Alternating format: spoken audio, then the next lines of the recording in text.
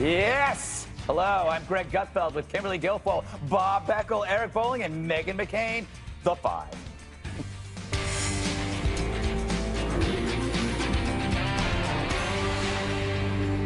President Trump addresses Congress tonight. So what should be the first thing out of his mouth? How you like me now? Oh, how you like me now? How you like me now? How do you like me now? I wouldn't blame him if he did that, because no one in that room expected him to be there.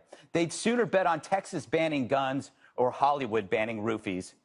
Mr. Trump's got to love this. I mean, he's addressing Congress. It's like the fox addressing the hen house, or the big bad wolf addressing the three little pigs, or Michael Moore addressing a Twinkie. So will you hear a more thoughtful Donald tonight? Should that even matter? Is it about the president's demeanor or his audience? According to a new NBC poll, President Trump is the least popular person in our nation's capital, except for everyone else in that room. Yes, 43% of people have a positive view of Trump. But Pelosi, she's at 19, which is around the popularity of scurvy in the pirate age. The Democratic Party is at 30, slightly more popular than a discarded diaper on a freeway. And Chuck Schumer at 17, he's about as popular as this song. How about Republicans? 1877 cars for kids. KARS cars for kids. 1877 cars for kids. Donate your car today. Yeah, you'll never get that out of your head. So, despite a lockstep press and his pugnacious style, Mr. Trump has more goodwill going than most. So my advice to him, if he's listening, go for it. Be daring. Ignore the jackals. They're just hyenas chasing a big, loud lion on the Serengeti. And for you Democrats, you got to pick your battles. According to Rasmussen, just 29% of voters think it's wise for Democrats to oppose Trump on everything. Because, frankly, antagonism is the fuel that gets Donald moving. You'd be a fool to keep filling that tank. All right, Eric, you were there first. I want to know, if you could write an email to Donald Trump, what would you tell him to do tonight? You mean what I did last night? Yes. No, listen, so I think what he's going to do is dropped go... that in, didn't you? What? You just dropped that in for us. Oh, no, maybe I did, maybe I didn't. You'll have to think about it for the next 59 I bet you did. I bet you did. So I think what he does is he talks about the things that he promised during his campaign and the things that he's done in 40 days. Yeah. Now, it's not State of the Union. It's a joint session, addressed to the joint session because he wasn't president a year ago. But this is the same thing, exactly the same thing as the State of the Union. Here's what he's done in 40 days. Obamacare starting to go with it. The wall starting right now. Rollback regulations, check. Executive orders on that. TPP, done. Goodbye, check. Did that. Travel ban, done. Did that. Working on infrastructure bill, working on Obamacare, and this is the big one. Boy, if I were him, I would focus on the tax strategy, and I would go right at Congress and say, you know, you keep telling us there's some administrative reasons why we can't do Obamacare and tax strategy at the same time. Whatever that is, blow that out of the water, change it, because we want to do tax strategy. The American people are banking on a new tax strategy. And Bob, he also had another big accomplishment, getting you back here. It's a big accomplishment. He found his way from the top floor to the bottom floor of the White House. Listen, the first thing I would do seriously if I were Trump would be to apologize. I think I would say to people, never look, gonna happen. I know it's not going to happen, but I think he'd probably be a good idea. To whom, though? The other thing is that I think Who's Trump... apologizing to? I mean, about everybody he's insulted, which is just about everybody except you and Eric. Good judgment. I'll tell you the other thing. Let me tell you what Eric just went through these things that Trump did. Trump did nothing. Let me tell you one thing he is doing. Fun when you're He's on. going to cut the EPA budget by a quarter because he's got some crook running it. As promised. Good. 120 current and former general admirals oppose cuts in foreign aid, which he wants to do. Bush, by the way, did very well by doing AIDS relief in Africa. This Thomas Perez. Would you shut up for a second? Let me finish Who this. sent this? Democrat talking point. is it Tom Perez? You give that to me. Bob, make sure and make these 6 points. Excuse me. All right, He's that going made me to wait a second. He's going to cut Medicare. He's going to cut GOP taxes for rich people, which means the deficit's going to go up $10 million. And this is the other one. This estimate comes from the Heritage Foundation. They say legal battles over the lands will make the completion of the wall sometime in 2030.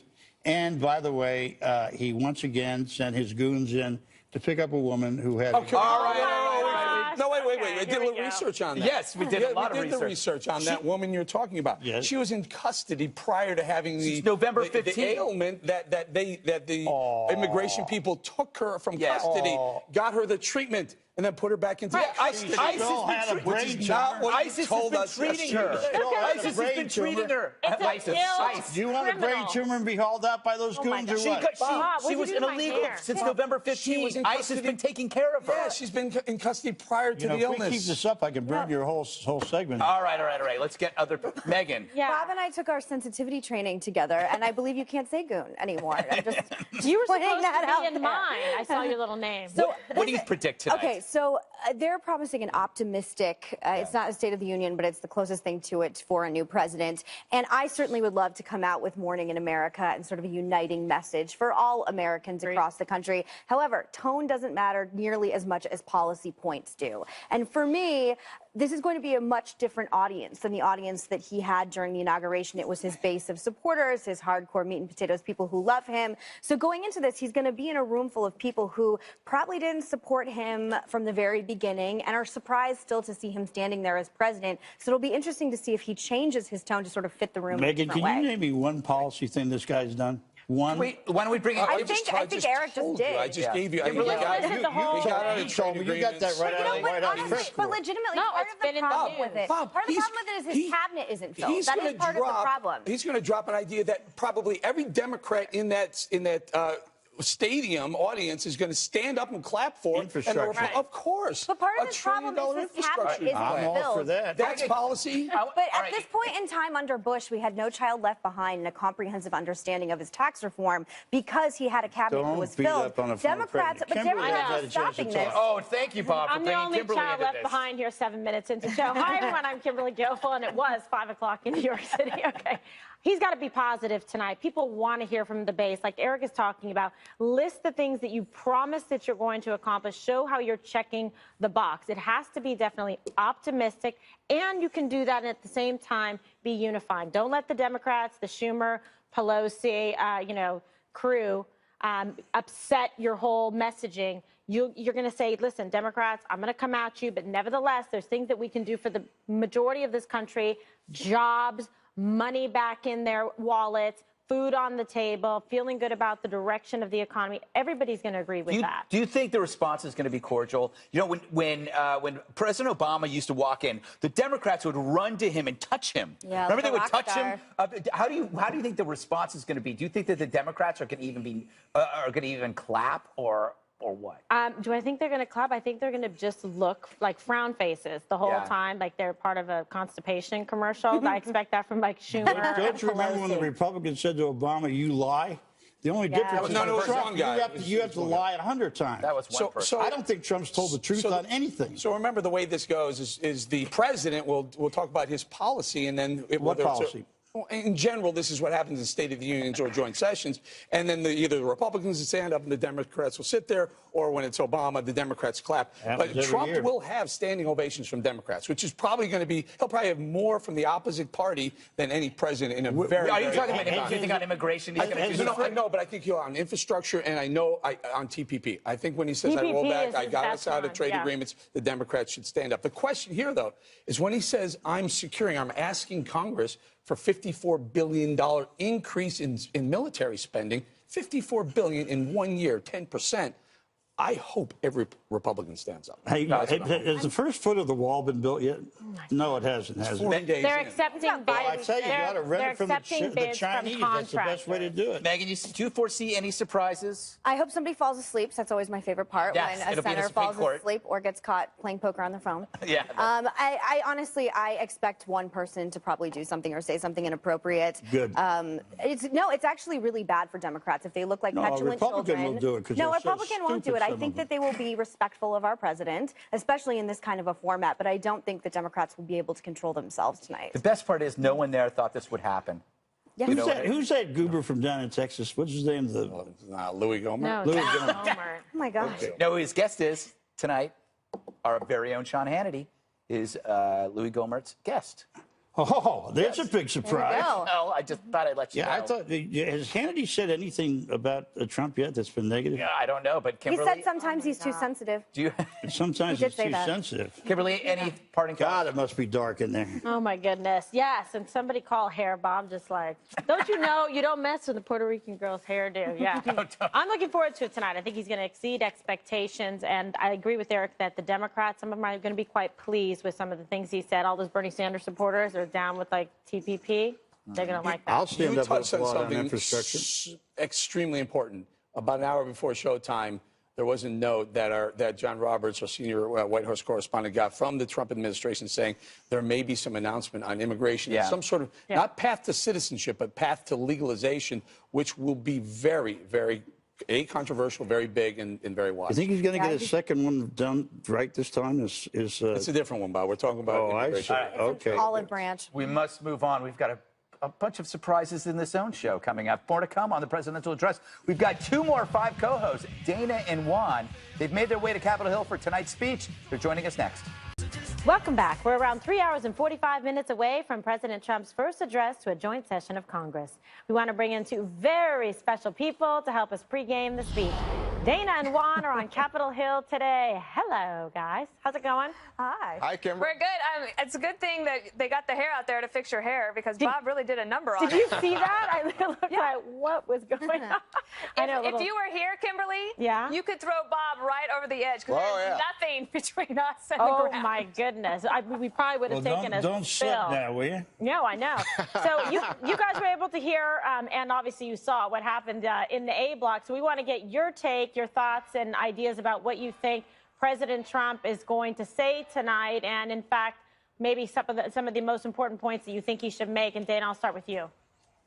Well, I think that one of the things that he'll definitely do is start painting on his blank canvas. This will be the first time that he is actually able to talk about policy that is specifically targeted to his priorities. So one of the things that joint sessions of Congress or States of the Union does is it tracks the budget process. So we've seen some news over the past week, as Eric was mentioning in the A block, the $54 billion for the military. One of the things that happens is that because your policy really depends on your budget, then you have to do those simultaneously. So for the last month and a half, the people at the White House, and especially Stephen Miller, the senior policy aide, have been tracking that so that he can, tonight, that the president can say, here are my main priorities. Now, we did hear tonight that Press Secretary Sean Spicer said the speech could run an hour and 5 minutes, maybe even up to an hour and 20 minutes. Now, that's a long speech for your first speech as a joint session of Congress. But again, I always think that the first speech and the last speech of a presidency is very interesting because tonight he can talk about anything he wants. He doesn't have a Mussolini record didn't to speak defend. that long. Well, I don't know if Can that's I true, ask but Juan it's a long speech. Can I ask Juan a question? Juan, when you take the $54 billion in that defense budget and then he takes his tax cuts for his rich friends, how much more is our budget deficit going to go up? Wow, that's the question. And how do Republicans defend the idea that not only do you have the tax cuts, Bob, but remember, he's talking about infrastructure spending and then the military spending. So all of this is big spending. It's almost like you'd say, hey, you big spending liberal, what are you doing? But I think, for example, that's where you're going to see maybe some Democrats say, oh, finally, you Republicans, you're coming on board to things we've been saying for the longest time. By the way, so the president had the anchors in for lunch today. So Chris Wallace, Brett Baer were in there. They can't say anything on the record because it's all hush-hush, but kind of odd given, of course, that we're not supposed to have anonymous sources, according to the president. But the talk out of it is all about immigration. As you were hearing earlier, I think Eric was talking about this, that he's going to propose something that would pick up where the Gang of Eight left off, maybe not a direct pathway to citizenship, but allowing people to stay in the country and become legal that's very different. That And, would you know, be very that's- good. That that's would be big very. I'd news. applaud him for that. So wait, I'm sorry. Can I? I just wanted to ask Dana a question before she goes, if Dana's there. Dana, first of all, thank you for letting me sit in your seat. It's always an honor. Second of all, you were tweeting last night about leaks and your experience with leaks in the White House. And I just wanted to know if you could extrapolate that right now and then tell me how big of a problem you think some of these leaks coming out of the Trump White House could possibly be. Well, I don't think that leaks are as bad as, from the outside, I don't think they're as bad as they feel when you're on the inside. And one of the things I said on the 5 yesterday and then followed up in a few tweets last night is that in my experience, it's sort of like with, Kimberly would know this from her prosecutorial days, that the first person to complain about a leak is usually the person who leaked it. And what I mean by that is that you'll get a call like at 6:40 in the morning. This is from personal experience. There was a Supreme Court nomination we were working on. There was a story that didn't necessarily need to be out there. I knew about it and then found out it was in the Washington Post the next morning. Well, somebody from the counsel's office called me at 6:40, which is very unusual, and said, "Can you believe what's in the paper today? I mean, that's outrageous." And I was like, "Yeah, sure, okay, I get it." I don't It's think whoever that the leaks smelt are it as dealt it. bad I knew as they you think. were going to say that. Hey, can I ask Eric a question? Olaf the Okay, infant. just a quick question. If he drops the corporate rate to 15%, how much will that cost us? It may cost us nothing. We actually may increase tax revenues when you drop taxes. And then the theory is that growth comes back. Okay. Greg, I have a question for them. You want to go first? Well, no, I was just generally when you hear about the facts that there may be more spending, more infrastructure, and maybe something like the Gang of Eight. Maybe this goes to both of you. Was it a brilliant strategy for Donald Trump to campaign on red meat and then govern with tofu? Apparently, you know, and it might actually work. I think that nobody actually knows what's going to happen, and you know, primaries can be pretty rough and tumble, and you can imagine that somebody like Marco Rubio, who made it fairly far along in the process, and then primary, when he hears something about path to citizenship or a path to legalization, as Eric was pointing out, he might think, okay, that's what I was talking about the entire time, and they all criticize me for it. But if we all agree, maybe we do, I don't know if we do, but if everyone in the chamber tonight agrees that that is actually a good idea, then let's just go for it. Because I think that the country needs it, the economy needs it, and not just on that, but maybe on infrastructure spending, certainly on tax reform. And as Greg's been pointing out for several months, this is the death of ideology. So if we don't care about ideology anymore, let's just run with it. Hey, Juan, what did you think of the idea of Trump? What? No, go. Bowling just has a question. Jeez, excuse me. Go right ahead. I don't want to leave. This is going to be an corner. amazingly important question. Go ahead. Juan, what did you think of Trump? What? I wanted to know whether he thought he should apologize for some of the things he said. Like I said. Like you said, you don't ever apologize. Bob, do you for think he's going to go to a State of the Union address and apologize? The only person who has to apologize more than Donald Trump is Bob Beckel.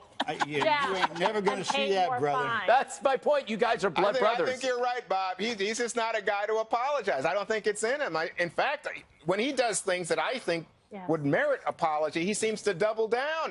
He seems to delight in it. He's like he's. But what would he apologize for tonight? I'm not sure why he would be apologizing. Calling the press the enemy of the American people. It was wasting time on things that are not going to. This is not wrapped in reality, Bob. Okay, this is like so ridiculous. He said they were the enemy of the American people. Did he not? I think it was the enema. Oh, you want to cover that one up, too? Okay, I don't think the press is too worried about it. So very quickly, military spending, the $54 billion is already. He's got ideas for pay-fors. As far as the infrastructure spending, that it's a border tax that's going to happen, and the tax rate drop will be met with more revenue from higher growth, economic growth. Immigration, you guys, both of you, either one of you, but maybe Dana first. So immigration is going to be the hot topic tonight and tomorrow morning, based on what Donald Trump has said he's going to do. I want you to address something that happened in President Obama's terms and what Donald Trump is going to do. And this is very interesting. President Obama, as guests, brought Syrian refugees and immigrants, both illegal and illegal immigrants. Now, Donald Trump has brought families of victims of illegal immigrants. He's making a statement with the guests, and yet we're hearing more and more of a reformist policy for immigration coming out of the White House. How do we square that? Well, I'm not actually sure if we are going to hear something tonight specifically, because the way that I took that reporting was that it could have been a conversation within the lunch where the senior administration official, whoever it might have been, very senior person, said, I might throw that in there tonight in the speech, but maybe not. So now we're all talking about it. Everybody's going to be waiting for it. If he doesn't say it, well, what does that mean? If he does say it, then what does that mean? And I would tell you that this White House has a lot of top priorities. And you can't do everything in March. Obamacare repeal and replacement is already huge. You have the tax cut issue. You have, what's the other one you're talking about? Border adjustment tax that I think is so hard to explain, but I understand they're coming to a compromise. All of that stuff cannot fit into 6 weeks, and they're trying to fit a lot into it. If he doesn't say anything tonight about it, I don't know what that means. But if he does, then I guess that we're off to the races, and that will be the #1 story in the morning. You know, I think the fact that Mar-a-Lago is his people. Is that all of a sudden you got the Syrian people, his people? Mar-a-Lago. Mar-a-Lago, whatever the hell it is. But to me, he has such trouble with this immigration issue, going back to the ban that the courts rebuffed. And, of course, the negative reaction from so many Americans to the idea that you're throwing people out because of traffic tickets. I think he needs to do something here that's a little bit of a healing gesture. It's tough for Trump. He doesn't, as you said, Bob, he doesn't apologize easily. Can I say one thing? I do think that here's something that we have to keep in mind. The president has been meeting with a lot of people from outside of Washington, a lot of business leaders, a lot of CEOs. You had 2 groups of them come in this week. True. And I would imagine that what he has heard from them is that they would like to see something done on immigration that works with the business community in a way that they want, that they haven't been very forthcoming about. I imagine that's where the president actually heard so that. I was talking to a group of farmers yesterday, and guess what? The farmers are like, hey, you can't take away the people who are picking the crops. You're going to drive us out of business. So I think that that's a real something. Bob, there's so much more show left for you to harass. Okay, Dana and Vaughn, thank you so much, and we will see you both back here tomorrow. We look forward to watching you tonight as well.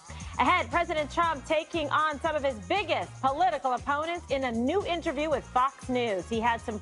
After President Trump won the White House, President Obama put on a big public show to root for his success. We now are going to want to do everything we can to help you succeed, because if you succeed, then the country succeeds. But is Mr. Obama privately working to undermine his successor? President Trump thinks so. He says the former president may be responsible for some of those damaging leaks in Washington and is likely helping organize the wave of protests against Republicans.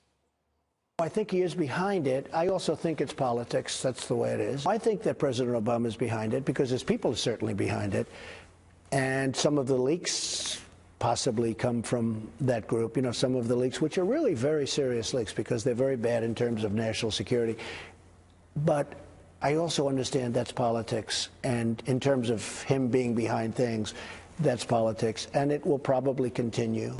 Okay, Bob, you're chuckling during that soundbite. Once again, he can't prove a damn thing he just said. Obama would not release security Again, you have something in common. And I'll tell you something. Trump better be very careful taking on Obama, who happens to be 40 points more popular than he is. And if I were Trump, I'd just say thank you and walk away. 40 points. Come on, like that's not come on, Bob. These are First of all, you think the Beckel Almanac. No, what page is that on? You take Rasmussen, who's an 18th century. No. Real Clear Politics has him at 44, an average of 44, 5 weeks. That's great. It's 40 days. Go ahead, KG, your thoughts on whether or not President Obama or his people had something to do with leaks. Yeah, I mean, listen, do the investigation, get to the bottom of it. If your side is so innocent, Bob, then you have nothing to worry about. Why don't we investigate the Russians who messed around with Trump's campaign? Okay. That's an idea. Okay, so sorry, that's not what we're talking about right now? Yeah, but what we're talking about is crap. I mean, there's no reason to put this on here. Okay, no, but legitimately, so part of the problem with a lot of these leaks is they're citing former officials, like former officials that have worked, meaning they have left, they're no longer working for national security. So a lot of people that have been put in these security positions during the Obama years are obviously going to have some loyalty to President Obama. And I do think that we need to reassess the capacity in which people can get fired from these jobs, which I just found this out, that it is harder to be fired from the government than it is to be fired from a tenure in college. So if there are people that are going to put their personal politics and loyalty to Obama over our national security, yes, this is a huge problem for our country. I think they ought to be fired. All right, let's go. Well, and they're not fired yet, so maybe they may be a source of. Yeah, it's Obama loyalists in the deep state bureaucracy that are still there. The town hall protests. Obama isn't coordinating or directing anything, but he's like the dad on the sidelines shouting advice and encouragement to the kids playing the game. Yeah. Because you have Organizing for Action, which is an Obama leak group, which is providing information on how to disrupt events to the town halls. They tell you to loudly boo, to spread out so it looks like everybody's mad, and to ask hostile questions. They provide scripts for phone calls you make to people to tell them what to say. It's effortless. Yeah, really. so basically, what he's doing is it's organization that is galvanizing the protests for the town hall Everyone protests. who showed up at that protest in upstate New York gave an address, and the address was in that district. So that's I wonder how much information they got. Wait, we have a part. This is a full packed block. In the same interview, the president also took aim at Nancy Pelosi, who tried her hardest to diminish his achievement, the president's achievements, over the weekend. I think she's incompetent, actually. You know, if you look at what's going on with the Democrats and the party, it's getting smaller and smaller. She's done a terrible job. There are those that say I've done more than anybody in 100 days. Hey, look, just at the money I've saved billions and billions of dollars. I think I've done just about more than anybody in the first 4 weeks. Now, a spokesman for her House Minority Leader attempted to turn the tables earlier, saying the president is, quote, projecting his incompetence onto others. Okay, KG. Yeah. You look at Nancy Pelosi. She was the Speaker of the House for how many years? 6 or 8 years. And they've lost. They've done nothing but bleed House seats. They've done nothing rewarded but failure. bleed seats in local municipalities and government, state houses. Well, yeah, thanks to an absence of leadership here in terms of Nancy Pelosi, the Democrats are in a really bad position, but also because of President Obama. I mean, that's his legacy. You know, House, Senate gone, Oval gone, Republicans, swept it. And instead of doing something about it, they put Nancy Pelosi back in. And you can't deny the fact that she's, like, really not on top of her game. And Greg, that's the nicest way I can say it. And she was the one who said, oh, we have the Obamacare thing. We'll read it after we pass. As long as she continues to be the frozen face of opposition, Donald Trump has nothing to worry about. Agree. Well, part of the problem, too, is that her iron grip on power. She only cares about the radical base that funds her and donates to her campaign and donates to the DNC. When you're talking about the split, and I would be curious to hear your take on this, the ideological split within the Democratic Party, it's so intense. There's so much anger. And a lot of people wanted Keith Ellison to be the new head of the DNC. Now that's not even going to happen. There is no young blood. There are no interesting new people leading this party. And when you have, congressmen from Ohio and people who have won in red states as Democrats, like Senator Heidi Heitkamp, I don't understand why Democrats aren't putting people like that out as an olive branch. You're right. It is a divided party. But let me just say one thing to That's Mr. your Trump. rebuttal to me? Yes, it's a divided party. That is Trump. not... Franklin Roosevelt, Lincoln, Kennedy, Johnson, you have done nothing. That's a dodge. Nothing. Take ownership of your own house. I said our house is falling apart. It's going to have to be put back together with bricks and mortar. But not by Pelosi. And maybe with the Chinese wall we're bringing over. All right, we'll leave it right there. Hey, Kellyanne Conway sits in a comfortable position on a couch in the Oval Office, and the internet's mind it. See, she broke the internet. Our thoughts on the photo everyone seems to be talking about today. That's coming up next. A photo of the president's counselor is getting a lot of attention right now on the internet and elsewhere. The mainstream media and some social media users are going wild trying to create a national scandal over Kellyanne Conway's positioning on a couch in the Oval Office yesterday. As you can see, she was seated in a very casual way with her feet underneath her after kneeling on the sofa to take pictures of the president with leaders of black universities. Conway is firing back at critics who say she was disrespecting the Oval Office. She says she has, quote, incredible respect and thinks people should focus on the important work of the men and women she was photographing. Kimberly, I think you already know what you think of this. I don't understand why things like this are getting attention. And other photos, like a picture that has been making its rounds on the internet that a woman named Hannah McMiniman took of a veteran doubled over in pain at a VA hospital in Durham, North Carolina, not being able to get attention. He was waiting for up to 3 hours, according to her photo. Why aren't photos of our veterans not getting health care getting the kind of attention that dumb stuff like non-scandals like this are? I agree, because it's just the dumbing down of American news and politics. The fact of the matter is they should be focusing on the issues at hand instead of trying to look for every opportunity to criticize Kellyanne, who's working constantly, has sacrificed a tremendous amount with her family and moving her kids, everything to be there to help serve the president. She's bright and capable and talented. And, you know, this is just demeaning.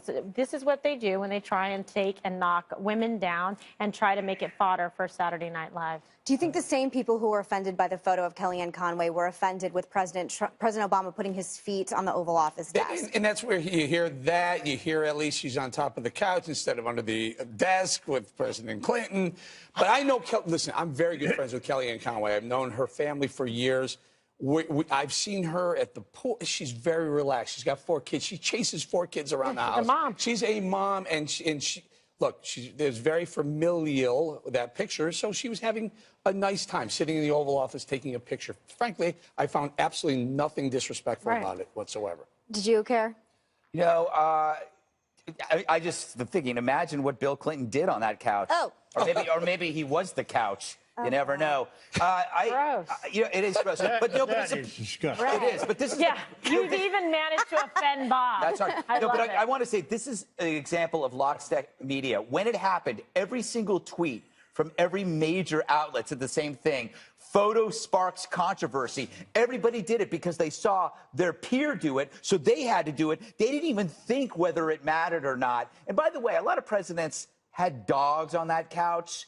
And I'm sorry, I'm not a dog on a furniture person. I think that's a little worse than that. Do you care, Bob? Actually, let me say this. I worked with Kellyanne on a project once. She's a very good pollster, and she's a very good mother, and I feel badly for her. But frankly, I don't think it matters one bit. Oh, my God. She can't catch a break, but I don't understand the media's obsession because last night it really was. What the heck? I'm not sure what's going on. What is that thing? It's like massaging or vibrating? What is Like that, you know, I tell you, it's a, I it's just a, looked. Oh. Oh, my God. I just Oh, my God, it's a space alien. This thing is like, Oh, my God. No wonder. Your balls are rotating. no. Oh, it's my Donald God. Trump It's trying to figure out how to get to the Capitol popping Hill. Well, we know they're red. I heard this noise, and then it's moving slowly over and over Sorry, this not way. supposed to have the cigar. All right, okay, all right, Porter, I'll put the Or cigar a down. massager.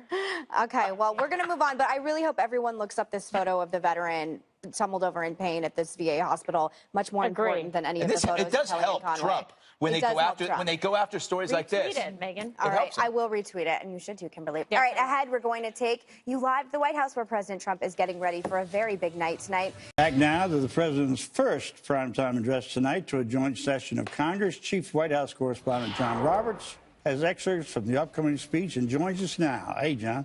Bob, I've been checking my pockets, but we don't seem to have excerpts at this point. And the reason why is because I just checked with my sources a little while ago.